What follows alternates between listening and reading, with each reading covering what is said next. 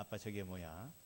그래도 화가 안 나고 사랑스러운데 부모님이 저게 뭐야 하면 3번만 해도 화를 낸다는 말이 제 가슴에 좀 새겨졌습니다. 오늘 무겁게 공경하라라는 주제로 오늘 어버이 주일 말씀을 드리도록 하겠습니다. 여러분, 사람은 10사람을 붙잡아서 당신은 행복해지기를 원하십니까? 라고 물어보면 10사람 다 그렇습니다 라고 대답합니다. 그런데 당신은 그렇게 행복하기를 원하는데 당신의 삶은 행복합니까? 라고 물어보면 대답은 다르게 돌아옵니다. 여러분, 그 이유가 뭘까요? 우리 모두가 행복한 삶을 살기를 원하는데 모두가 행복한 삶을 살기를 원하는데 행복한 삶을 살고 있다라고 대답하는 사람은 의외로 적습니다. 이 이유 중에 하나가 소유 때문에 그렇습니다. 나는 지금보다 조금 더 많이 있었으면 행복할 것 같아. 나는 지금보다 조금 더 건강하면 행복할 것 같아. 나는 지금보다 조금 직급이 더 올라가야 행복할 것 같아. 나는 지금보다 5년 후가 더 나을 것 같아. 이렇게 물질에 관해서 물질의 소유에 대해서 생각을 하기 때문에 지금 행복감을 누리지 못하고 있습니다. 그리고 아무리 노력을 해도 그 행복감을 이룰 수가 없습니다. 가끔은 그런 사람들이 하나님 말씀을 들어서 이렇게 말합니다. 마음에는 원이로되 육신이 약하도다. 내가 열심히 노력했는데 아직 내 마음에 흡족하지 않아 라고 말을 합니다. 마태복음 26장 41절 말씀인데요. 근데 여러분, 마음에는 원이로되 육신이 약하도다, 이 말씀은 41절의 하반절이에요. 하반절. 상반절에는 어떤 말씀이 있는지 아십니까? 상반절에는 이 말씀이 있어요. 한번 보여주세요. 시험에 들지 않게 깨어 기도하라. 마음에는 원이로되 육신이 약하도다. 가만히 생각해 보면 행복하기를 원하는데 그것이 물질에 있다라고 생각한다면 벌써 우리는 시험 들기 시작하는 것입니다. 왜냐하면 물질로는 행복을 누릴 수가 없기 때문입니다. 진정한 행복은 물질이 아니라 관계에서 나오는 거예요. 남편과 아내 사이가 관계가 좋으면 행복합니다. 그런데 남편과 아내 사이의 관계가 나쁘면 아무리 넓은 방이라도 같이 못 자요. 제가 들은 말 중에 부부 사이가 좋으면 칼날 위에서도 잔다라는 말 들었는데 부부 사이가 나쁘면 같은 방에서도 못 자요. 직장에서도 상사와 이 말단 직원이 관계가 좋으면 출근할 맛이 납니다. 그런데 사이가 안 좋으면 출근길이 지옥문 들어가는 것 같아요. 부모와 자식 간에도 마찬가지입니다. 사이가 좋으면 가정이 행복해요. 관계가 좋으면 행복해요. 근데 부모와 자식이 관계가 안 좋아요. 가정이 행복할 수가 없습니다. 관계에서 오는 거예요. 부부 사이가 안 좋다. 직장에서의 관계가 안 좋다. 이웃과 관계가 안 좋다. 부모 자식 간의 관계가 안 좋다. 여러분, 어떻게 풀어가야 할까요? 여러분, 어디서부터 풀어야 이 관계의 실타래가 풀려가기 시작할까요? 첫 단추를 잘못 매면 계속 모든 단추가 잘못 매어지는 것입니다. 우리에게는 관계의 시작인 첫 단추가 중요합니다. 하나님께서는 말씀으로 천지를 창조하셨고 첫 번째 인간으로 아담을 만드셨습니다. 여러분, 아담을 만든 그 순간에 하나님과 사람과의 관계가 시작됐습니다. 여러분, 이게 첫 번째 관계고 이것이 가장 근본되는 관계고 이 첫 번째 관계가 그 이후에 만들어지는 모든 관계에 영향을 끼치는 것입니다.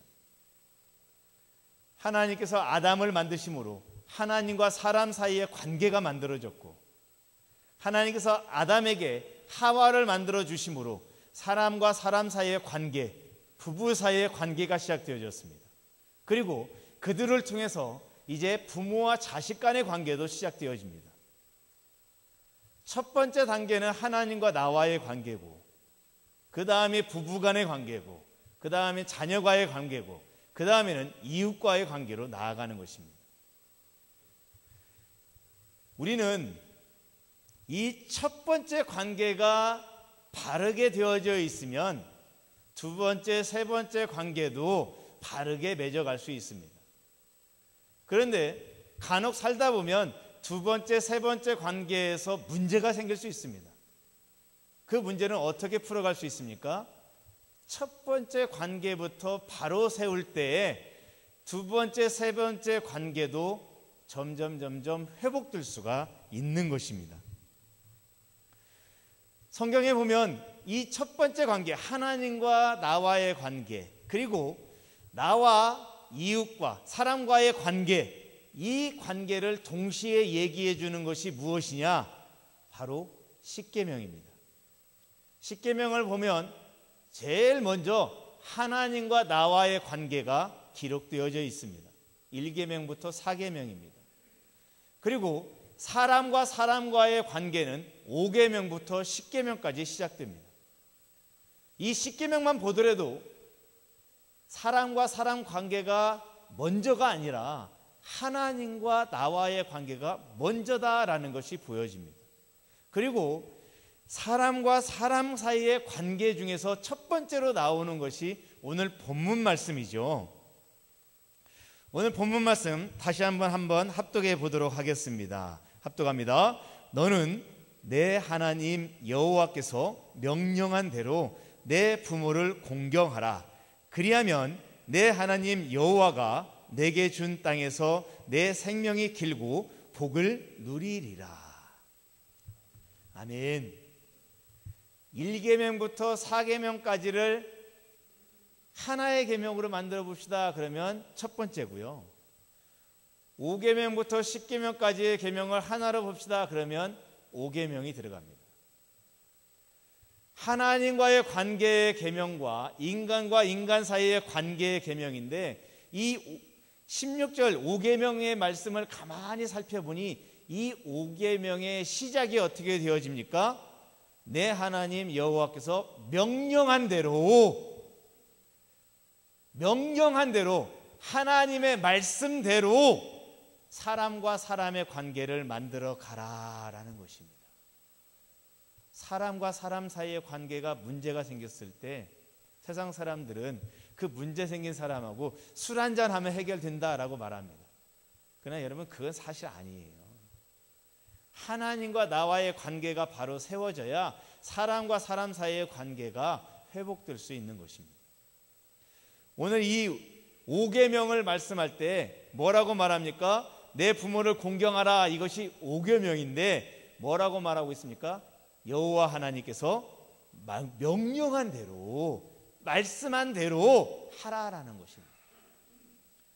사람과 사람 사이에 문제가 생겼을 때 내가 하나님 앞에 먼저 나아가야 할 이유가 여기에 있는 것입니다. 세상 사람의 지혜로 풀어가는 것이 아니라 하나님과 나와의 관계를 다시 강하게 하고 이 다음에 사람과 사람 사이를 나아가면 그것이 비록 틀어져 있다 할지라도 회복될 수 있다라는 걸 말해주고 있습니다. 오늘 이 16절의 말씀을 보면 네 가지가 강조점이 드러나는데요. 그 첫 번째가 바로 여호와 하나님께서 명령한 대로입니다. 하나님께서 하신 대로예요. 사람의 지혜로가 아닙니다. 어버이날에 제가 교제하는 목사님이 자녀들로부터 받은 선물을 동영상으로 딱 이렇게 올렸더라고요. 보니까 이렇게 두껍게 액자 같은 걸 만들었어요. 근데 왜 이렇게 두꺼울까 했는데 한 가운데에, 양 주위에는 꽃이 있고 한 가운데에 네모난 상자가 하나 있는데 그 상자의 맨 위에 것을 싹 들어 올리니까 줄줄줄줄줄 딸라 나오는 거예요. 줄줄줄 딸라 나오는데 그 뭐라고 해야 되죠? 그 5만 원짜리, 만 원짜리 줄줄줄 따라 나오는 거예요. 그걸 보면서 참 행복한 모습을 짓는데, 사실 여러분, 물질을 받아도 사람이 행복합니다. 물질을 받아도 행복해요. 근데 여러분, 사실 물질로 행복한 것보다 더 행복한 것들이 있습니다. 사람들은 물질을 통해서 부모님을 기쁘게 한다고 하는데, 사실 성경에도 부모를 기쁘게 하라라고 말씀하고 있어요. 잠언 23장 25절 말씀 한번 볼까요? 잠언 23장 25절 말씀 보면, 내 부모를 즐겁게 하라. 내 부모를 즐겁게 하며 너를 낳은 어미를 기쁘게 하라. 부모를 기쁘게 하라는 거예요. 물질도 물론 기쁘게 됩니다. 즐겁습니다. 그런데 여러분, 이 25절 말씀 전에 있는 24절에서 내 부모를 즐겁게 하는 방법이 나와 있어요. 24절 말씀 봅니다. 의인의 아비는 크게 즐거울 것이요 지혜로운 자식을 낳은 자는 그로 말미암아 즐거울 것이라. 그 다음에 내 부모를 즐겁게 하며 너 낳은 어미를 기쁘게 하라라고 이어지고 있습니다. 결국 성경에서 말하는 부모를 즐겁게 하는 방법, 뭐라고 말하는 겁니까? 의인된 자녀를 두었을 때, 지혜로운 자녀를 두었을 때 기쁘게 된다라는 것입니다. 여러분 성경에서 기쁘게 한다, 성경에서 지혜롭게 한다, 의인이다 라고 말하는 것은 학문의 성취를 이룬다, 그것이 아니에요. 구약에서의 의로움은 하나님의 말씀을 받고 그 말씀에 순종하며 그 말씀대로 살아갈 때 의인이라고 말합니다.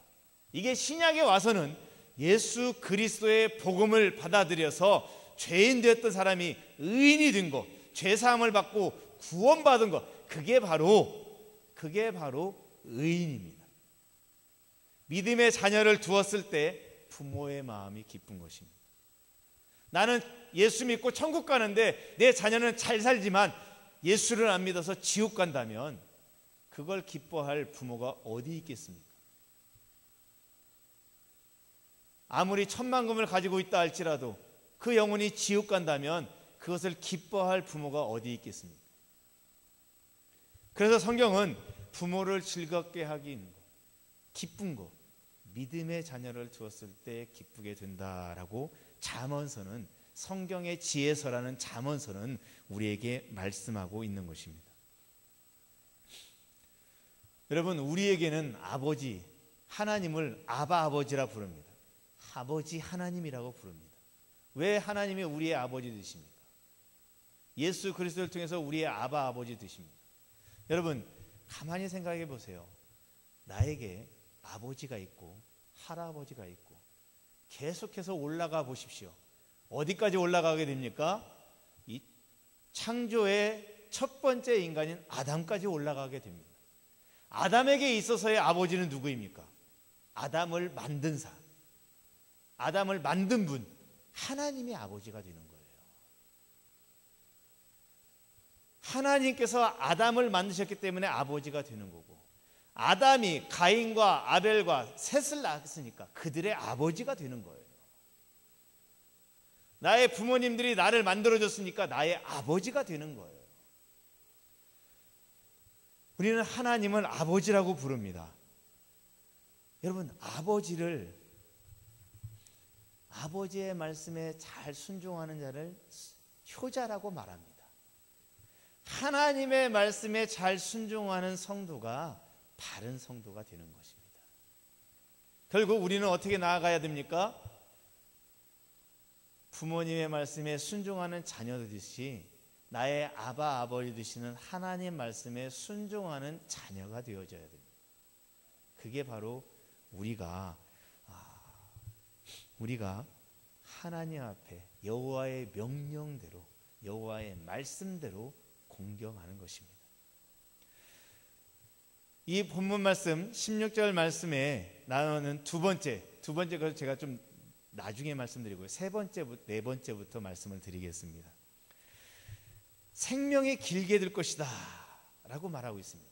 그리고 네 번째로 복을 누리게 될 것이다 라고 말하고 있습니다. 여러분, 10계명에는 10개의 계명이 있어요.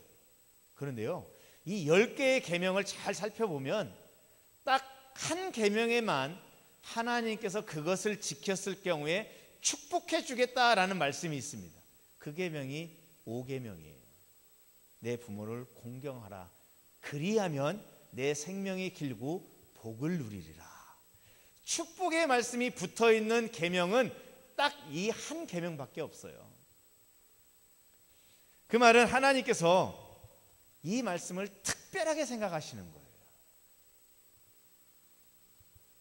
제 생각에는 하나님을 잘 섬기고 하나님을 잘 충성하면 1계명부터 4계명을 잘 지키면 복을 주실 것이다. 물론 전체적인 의미로는 복을 받지요. 하지만 계명에게 딱 붙였다면 거기에 붙였어야 되는데, 이상하게도 1계명부터 4계명에는 그것을 잘 지켰을 때 어떤 축복을 주겠다 그런 말씀은 없어요. 근데 이 5계명에만 붙어 있어요. 그 뒤로도 또 없어요. 그렇다는 건 여러분, 이 5계명이 아주 특별하다는 거예요. 하나님께서 특별히 이 계명에만 복을 붙여주셨다는 것은 특별한 거예요. 장수의 복, 지금 시대야 100세 시대니까 크게 다가오지 않을 수 있어요. 근데 여러분, 우리가 40년 전에 50년 전만 해도 제가 살던 동네에는 약 300가구가 살고 있었는데, 제가 10대 나이에 우리 동네에 60 넘은 환갑 넘으신 분이 거의 없었어요.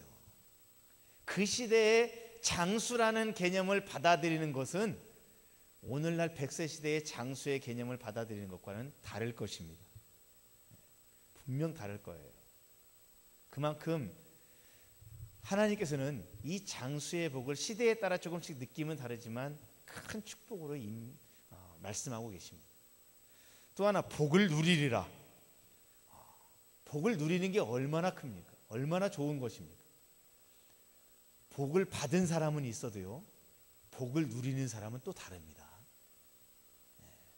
복을 받아도 많은 재물을 갖고 또 많은 자녀를 갖고 장수를 해도 그것을 사용하지 못하면 그건 복을 누리는 게 아니에요. 복을 누리는 건 받은 복을 삶에서 누리며 사는 거예요. 하나님께서는 부모를 공경하면 이런 복을 받는다라고 말씀해 주신 거예요. 그러면 부모를 공경하라. 두 번째죠. 부모를 공경하라는 게 무엇이냐? 여기 이 공경하라는 단어는 히브리어로 카베드입니다. 카베드. 카페트 비슷하죠. 카베드. 뜻은, 가장 기본적인 뜻은, 문자적이고 가장 기본적인 뜻은 무겁다라는 뜻이에요. 부모님을 공경하는 건 가벼운 게 아니에요. 쉽게 생각할 일이 아니에요. 무거운 거예요. 깊은 존중과 마음에서부터, 정말 중심에서부터 우러나는 정말 무거운 사랑이 아니면 부모님 모시기 어렵습니다. 역사학자 아놀드 토인비가 6.25 전쟁 직후에 우리나라를 방문했는데, 그가 우리나라에 와서 3대가 어우러져 사는 모습을 보고 이런 말을 했습니다. 비록 한국이 지금은 전란으로 폐허가 되었지만 이 나라는 머지않아 선진 국가로 도약할 것입니다. 효행이라는 아름다운 미덕을 지녔기 때문입니다. 장차 한국이 인류에 기여할 것이 있다면 그것은 바로 가족제도와 효사상입니다. 만약 지구가 멸망하고 인류가 새로운 별로 이주해야 한다면 지구에서 꼭 가지고 가야 할 제일 첫 번째 문화는 한국의 효문화입니다 라고 말을 했습니다. 그런데 여러분, 안타깝게도 반세기가 지난 50년이 지난 지금 오늘날의 우리 한국 상황을 보면 그런 효행은 사라지고 오히려 지금은 학대받는 아이들, 학대받는 자녀들을 걱정하는 시대가 되어졌습니다. 3대가 어우러져 사는 가정이 아니라 이제는 1인 가정 시대, 1인 가정이 더 중요시되고 있는 시대를 살고 있습니다. 여러분, 얼마 전에도 세상을 떠들썩하게 만들었던 정인이 사건이 기억나실 것입니다. 우리 주위에는 묻혀져 있지만 학대당하고 있는 아이들이 참 많이 있습니다. 그런데 문제는 과연 그 학대받은 아이에게 우리가 생명의 말씀이라고 하는 하나님의 말씀을 들고 가서 내 부모를 공경하라 라고 말할 수 있습니까? 사실 부모도 사람이기에 완벽하지 않다, 교과서적으로 정확하지 않다라고 말할 수 있을 것입니다.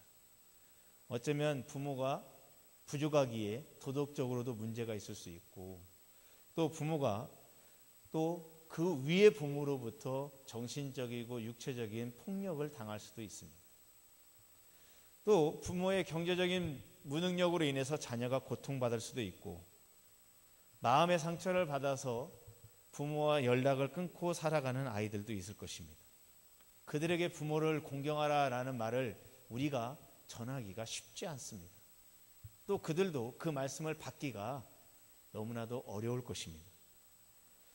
자, 여러분, 그런데 그랬던 아이가 자기도 장성해서 아이를 낳고 아이를 키우다 보면 그때 철이 듭니다. 철이 들어서 이제 나도 부모님께 잘해야겠다라는 마음을 먹고 부모님께 효도를 하려고 합니다. 여러분, 그때 우리가 조심해야 할 것이 있습니다. 내가 이렇게 자녀를 키우면서 깨달은 것을 가지고 부모님을 잘 섬길 때 부모도 나를 이제는 바꾸어서 생각하시겠지라는 그런 기대입니다. 여러분, 사실 사람이 변하는 게 쉽지가 않습니다. 자녀가 나에게 잘한다고 그 부모가 변하는 거 쉽지 않습니다. 어쩌면 그 부모는 내가 자녀에게 정말 좋은 것으로 다 원하는 것을 해주지는 못했지만 특별히 못해준 것도 없다라고 생각할 수도 있습니다. 자신이 자녀를 괴롭혔던 것, 학대했던 것을 학대한 것으로 생각하지 않을 수도 있습니다. 그렇기 때문에 사람은 쉽게 변하지 않는 것입니다. 몸에 난 상처는 약 바르고 시간 지나면 치유됩니다. 그러나 마음에 묻은 이 상처는 약도 없을 뿐더러 시간이 지나가도 고쳐지지가 않습니다. 그런데 여러분, 이 마음의 깊은 상처를 치유할 수 있는 단 한 가지의 방법이 있습니다. 그것은 바로 예수 그리스도의 보혈의 피입니다. 우리 주 예수 그리스도께서 자신의 생명을 내어주시기까지 나를 사랑하셨던 그 무거운, 그 진실된 사랑을 내 내면 깊숙이까지도 받아들인 사람은 그 보혈의 피로 치유함을 받습니다. 그래서 그 사람은 변화됩니다. 자신의 깊은 죄성이 깨어지고 속에 숨겨져 있던 욕심과 이기심이 무너져 내립니다. 그리고 새 사람이 되옵니다. 여러분, 우리 주위에는 예수를 믿음으로 인해서 변화된 사람들이 많이 있습니다.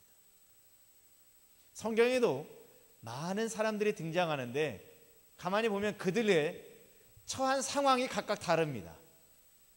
그들의 위치도 다릅니다. 그들이 가지고 있는 재물도 다릅니다. 받은 상처도 달라요. 그런데요, 그들이 하나님 앞에 치유받은 것은 다 공통점을 가지고 있습니다. 그들이 하나님으로부터 치유함을 받고 되었을 때 그들은 변화되어졌어요. 변화된 그들이 이제 하나님을 위해서 일을 하고 하나님의 성경에 기록된 위인들이 되어집니다. 오늘 우리도 마찬가지입니다. 내 안에 있는 깊은 죄성, 아무도 모르는 내 깊은 내면에 있는 이기심, 욕심, 그 모든 것들이 그리스도의 십자가의 보혈로 깨끗하게 치유받았을 때 내가 변하게 되어집니다. 그리고 그 변화로 이제 부모님을 섬길 수 있는 것입니다. 왜 제가 그 변화로 하나님을 섬겨야 됩니다라고 말하지 않고 부모님을 섬겨라고 말했을까요? 여러분, 이 히브리어 카베드, 공경하라 카베드는 명령형으로 쓰여졌을 때 딱 두 곳에만 쓸 수 있습니다. 하나는 하나님이고요, 하나는 부모님입니다. 명령형으로 쓰여지면 두 곳밖에 쓸 수가 없어요. 그렇다는 말은 부모를 공경하는 것이 곧 하나님을 공경하는 것이다. 하나님을 공경하는 것이 곧 부모를 공경하는 것과 같다라는 것이에요. 다르게 말하면 내가 하나님을 사랑합니다, 사랑합니다 하면서도 부모를 사랑하지 못하면 내 안에 진정한 그리스도의 보혈의 피로 나의 죄성과 나의 이기심이 치료되지 않은 거예요. 그런데 반대로 내가 부모님을 사랑할 수 있고 하나님을 사랑하게 되면 이때서야 진정으로 그리스도의 보혈이 나를 새롭게 만드는 것입니다. 하나님께로부터 받은 용서의 깊이, 사랑의 깊이가 클수록 내 내면의 상처가 치유되고, 이 상처가 치유되었기 때문에 아버지 하나님을 사랑할 수 있는 것이고, 그리고 하나님의 말씀한 대로, 하나님께서 명령한 대로 부모님을 사랑할 수 있고 공경할 수 있는 것입니다. 독일 속담에 이런 말이 있습니다. 한 아버지는 10아들을 키울 수 있으나 10아들은 한 아버지를 봉양키 어렵다. 가만히 생각해 보니까 현실 세계를 정말 꿰뚫은 말씀 같아요. 한 아버지는 10아들 키울 수 있지만 10아들은 한 아버지를 봉양하기 어렵습니다. 아까 동영상에도 아버지는 아들에게 23번을 말해도 사랑스럽고 기쁘고 즐거운데 자녀는 3번만 말해도 화딱지를 내니, 이게 정말 우리 세상의 삶을 그대로 표현한 거 아니겠습니까? 근데 여러분, 이런 말들이 맞다 라고 말하지만 이런 말들이 부모를 공경하게 만들지는 못합니다. 아무리 좋은 말을 갖다 놔도 맞아요 그렇게 공감을 해도 내 삶을 변화시키지는 못합니다. 진정으로 나를 변화시켜서 학대받는 부모라 할지라도 사랑할 수 있는 방법, 그것은 바로 그리스도의 보혈의 피가 나를 새롭게 하는 것입니다. 그리고 그 보혈의 피로 새롭게 되어서 거듭난 내가 의인이 되고 하나님의 지혜로 하나님을 알아가는 지혜가 충만한 내가 되어졌을 때, 그때서야 나는 하나님을 사랑할 수 있고 부모님을 사랑할 수 있는 것입니다. 여러분, 비록 지금 이 자리에 이 말씀은 자녀 세대가 받아야 될 말씀이지만, 어떻게 보면 이제 부모 세대가 되어주신 분들이 이 자리에 가득한데요, 여러분, 이미 소천하신 부모님께 다 효도할 수는 없습니다. 하지만 이제 나에게 남겨져 있는 자녀들을 생각할 때, 여러분, 내가 자녀들을 대하는 것, 그리고 그 자녀가 나를 대하는 것, 부모로서 당연히 공경받고 싶고 사랑받고 싶지요. 어떻게 해야겠습니까? 내 자녀가 하나님을 사랑하듯 부모인 나를 사랑하도록 자녀들을 세워가시기를 주님의 이름으로 축복합니다. 내 자녀가 예수 믿고 변화되어져서, 거듭나고 변화되어져서 하나님을 사랑하면 그 자녀는 부모도 사랑하게 되어 있는 것입니다. 그런 가정, 이 5월에 그런 가정 만들어 가시고 그런 가정 세워 가시기를 권면합니다. 그러기 위해서 가정 예배, 가정 기도에 꼭 회복하시고 세워 가시기를 축복합니다. 우리 찬양하겠습니다. 찬송가 579장 찬양하겠습니다.